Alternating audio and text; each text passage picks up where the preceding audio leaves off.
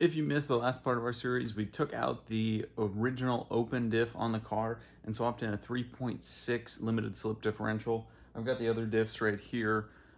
So like I said, pretty simple swap, but I'll post that one up for you in case you missed it, and then we'll get right on with the 6-speed. First things first, though, we do have to get the shifter disconnected from the top. So we're going to go ahead and get the center console out and then start working our way from there. It's the same connectors as we've seen so many times before. We've got the two on this side and then the couple in the console. All right, and one of the great things about the new shifter that we're putting in here is that it's given us all new heat paneling, and so we can finally get rid of this nasty old OEM stuff. And I'll go ahead and open that packaging and show you what that looks like as well. This is from Miata Roadster. They've got a bunch of stuff in here. We'll start to get undone, but super nice because, like I said, they put all of the parts in there with, like I said, the new heat shielding and that kind of stuff, and a nice little snack.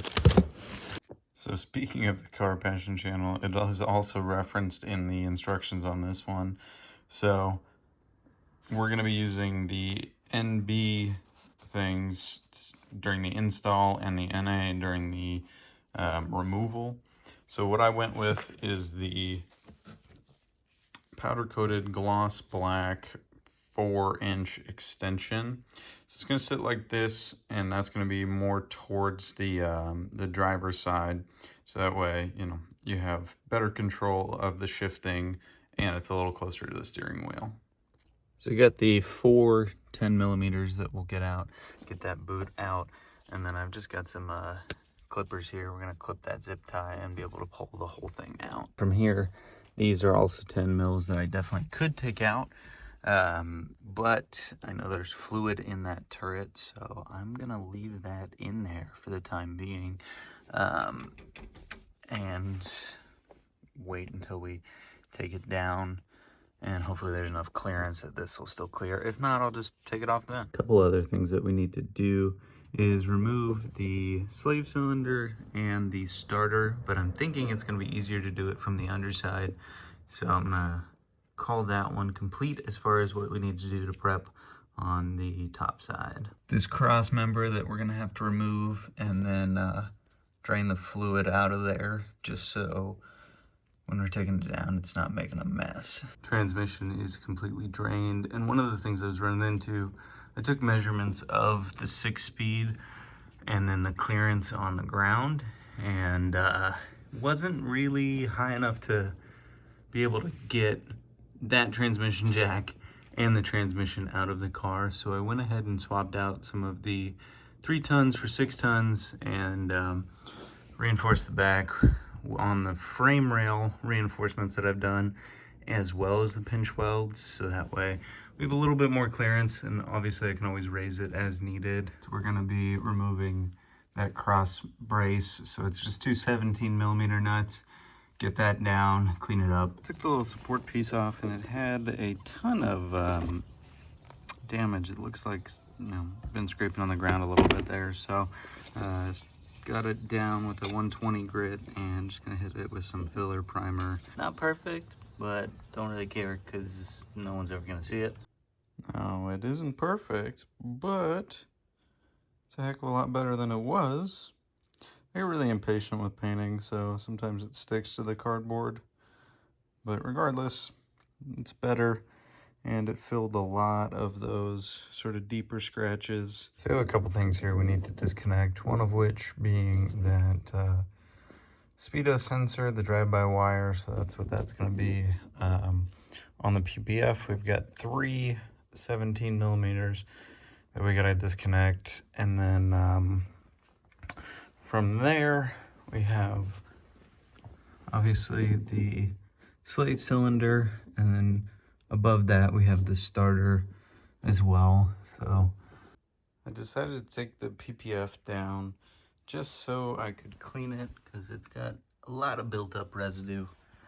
In addition, I went ahead and opened the new bell housing plate for the transmission because this is for the NB. I'll pull it off and show you when I do the difference, but it's mainly that corner right there. But obviously this thing has seen some better days, so gonna go ahead and use the Dremel and clean that thing up. I'll let you know. From this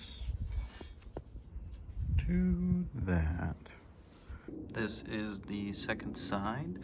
Obviously I wasn't able to get everything out because, like I said, that rust caused some decent pitting.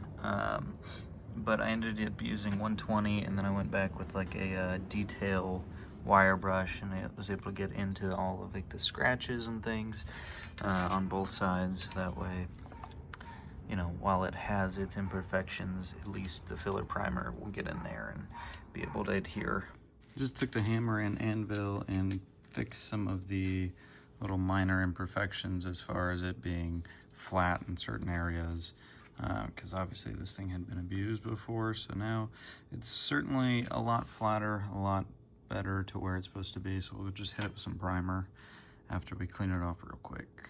I am losing daylight quickly, but we got the primer on there on both sides, so that's good. And unfortunately the only high temp paint I have is red, so I'm gonna get some red bell housing plate. I'm pretty sure that adds at least 5 horsepower. What I did with the transmission, since I have that plate drying, is poked out a bunch of holes, drew an outline, marked top bottom, as well as all the bolt holes, so that way when I start to remove those bolts, I can put them in here and know exactly where they came from, so that way there's no confusion. You can hardly see it. This was the final coat. I ran out of light outside, so it's just gonna air dry in here for a bit, and I'll peel it off in about 20 minutes. One of the problems I'm running into is the exhaust manifold and cat down are kind of blocking the transmission jack that I have. It's getting caught on that hanger, so I think I'm gonna have to remove the exhaust manifold. In the meantime, this is the new like axle shaft, drive shaft seal for the transmission. So I had taped this up previously once I had removed the other seal. So get that off, and then I'm gonna just tap this guy into place. All right, so that's on flush. I just used the heavy maraca and pounded it on. Next up, we've got the clutch fork boot. So that just goes right there like that. That one's on and ready. So then the fork will come out here. I've determined that I need to take off the exhaust manifold. So I went ahead and pop all of those. I got the O2 sensor off, which is that 7/8 or 22 millimeter. And then the EGR pipe there is the same size. But trying to get in there is kind of a pain in the butt. So I was able to get it off. I just ended up using a small crescent, and I let it soak in some PB for, I don't know, 20 to 30 minutes before trying, and it just came right off. It's nice they put the cat, you know, top, bottom, etc. So I know which way to put it back on. We got that out. Also got the exhaust manifold completely out. Super fun. It ended up getting caught on the trans jack, but really clears up a lot of the area. So if you do need to replace some things, now's the time. Especially like that hard line for the water or coolant. Be a good time to do that. Unrestricted access to at least that side of the transmission. I'm still working on the right hand side, passenger side, especially with that slave cylinder there that looks like it's got ED. I opted to take this tire off on the passenger side because it gives me better access, one, to that slave cylinder, which wish I did before I got it under the car, but also to the starter here. And I went ahead and soaked all the bolts that I'm going to be getting out in PB. So the clip, the electronic clip, was up there, pulled that off already. So I'm gonna get this starter out, and we have the NB starter that we're gonna slap in there. It ain't perfect, but double extension to the universal socket and the 14 mil. It comes though. So that's the bracket that holds on the back of the starter, and then we got to get all the ones from the front as well. After much frustration, I went down to the good old Harbor Freight and got some swivel U-joint here and a big old extension for the 1/2 inch. So hopefully we'll just use the big boy and pop it out. Starting the process of unbolting the master and slave cylinder. So I got that line disconnected after I drained the all the brake fluid from the slave cylinder. So we get disconnected there, and then, like I said, I was able to get that slave cylinder out, and then I just bent the line so that way it drained nicely. Those are the hard lines for the clutch all out.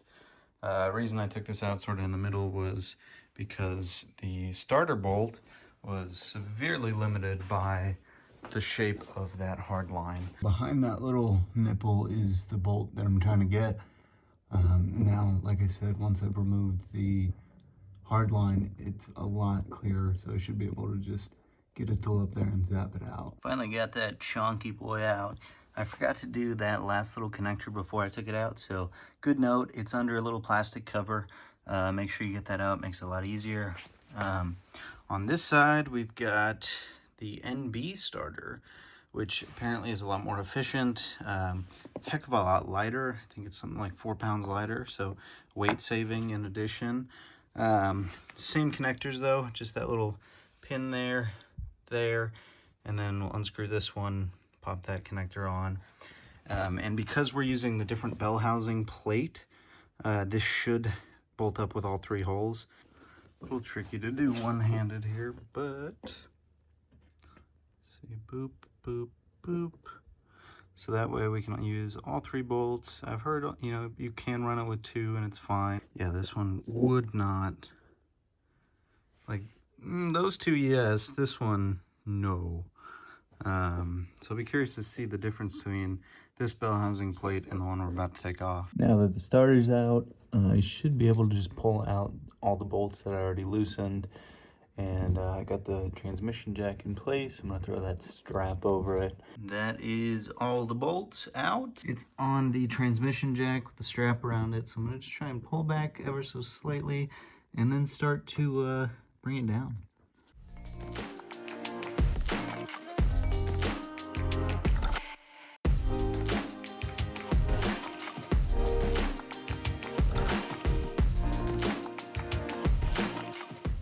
And this should come as no surprise to anyone, but I ended up taking out the shifter and then drained the turret of fluid so it doesn't spill on me during the removal.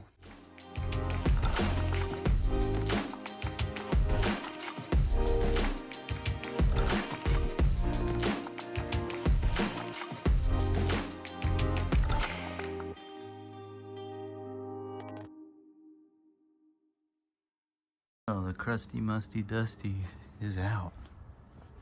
Oh man. You'd hardly even tell that thing's aluminum, just how wrecked it is. The amount of oil and sort of seepage as I was disconnecting it lead me to believe that rear main seal is bad. So, good thing I've got a new one. Next thing we're gonna be looking at though is this pressure plate flywheel clutch. So all of that's gonna come out, but you know me, I like to clean. So all of this stuff that's been accessible because of the transmission, it's getting a steam clean. Just use a bit of degreaser. Starting to look aluminum again. I taped up the electrical connectors because I'm gonna be splicing and reusing those. And then also took a little bit of time and cleaned up the PPF. Still probably gonna hit it again, make sure it's nice and good before putting it back in there. I also used a bunch of other degreaser on this one, and it's a lot better. Good enough for me because I'm just gonna sell it. I steam cleaned most of it, and it looks a lot better. So we've got two 12-volt 12mm bolts. One at the top, one at the bottom, and then the rest are 14s. I'm going to try and use an impact because otherwise it's going to rotate, but we shall see. Well, came out pretty simply. Honestly, this one doesn't look too bad, and it is already an upgraded clutch, which is cool. Now I'm very curious what the stock flywheel looks like if I was already running one, because if you take a look under there, it looks very, very similar to what I'm about to put in. Well, you know what? This one does have a couple more cutouts, and it says the brand name on there. And I wasn't seeing a brand name on the other one, so I'm hoping it's not. And the bolts on that flywheel are 19, so I got this bad boy here. We're going to try and just zap them out. Two things on this one. One, we're going to get this rear main seal out. And then two, we're going to swap out the bell housing plate. And the last thing we need to do is the ground wire right there.